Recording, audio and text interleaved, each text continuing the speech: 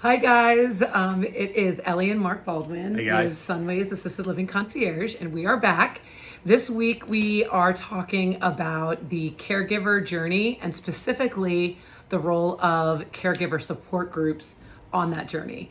This is something that we are so passionate about because getting caregivers support and resources is something that on a daily basis we are, facing or working with clients that are going through this. Sometimes we feel they're neglected, if you will. Yes, and we've seen the impact that support groups can have in a positive way.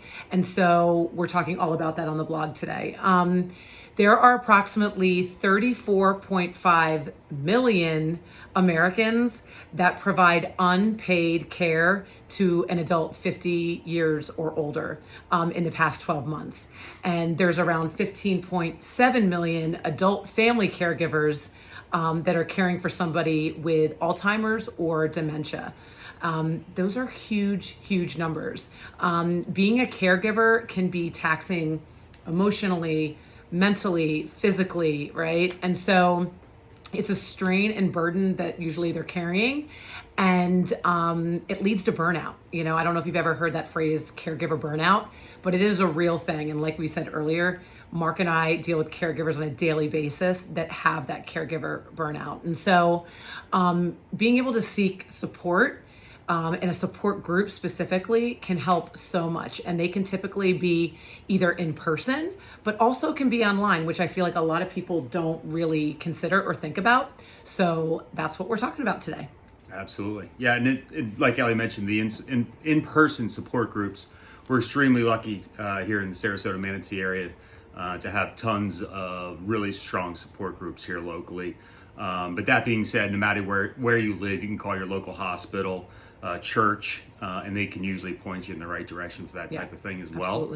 Absolutely. But they're great because you get to create those strong relationships, talk with other people that are going through something similar to yourself, and kind of feel that sense of community and build that sense of community, which is huge. Not only for caregivers, but for everyone for that matter. But a few of our favorite here local support groups that we work with pretty closely. JFCS, Seniors Caregiver Support, the Friendship Centers are great. Parkinson Place, we work very closely with them as well as Neuro Challenge, just to name a few.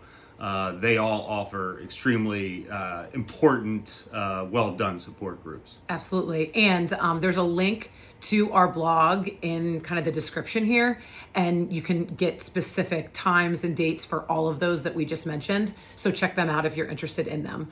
But then there's also online support groups, and there are so many. I mean, honestly, if you just Google support group, you're going to have a long list. Online support groups are great for somebody that, one, might not have the actual physical ability to leave the house, whether it be like just mobility or physically, or also if you are 24/7 caregiver for somebody that can't leave, then you can't either, right? But you still need support. So it's also really good for people that are very private. Sometimes if you're an introvert, going into a room of people and having to talk out loud about what you're going through is like super overwhelming in itself. So being able to do that in kind of behind a computer screen or an email or forum type format is a little bit easier. So also check out the description, because it'll actually have links in there in our blog to go to some of these Facebook groups.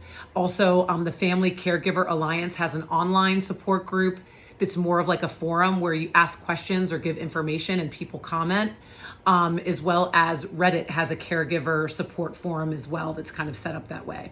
So lots of really good options. No matter what though, the net of this video and our blog post is just get support. And if you are a caregiver that doesn't really know where to start and wants some more insight, reach out to us.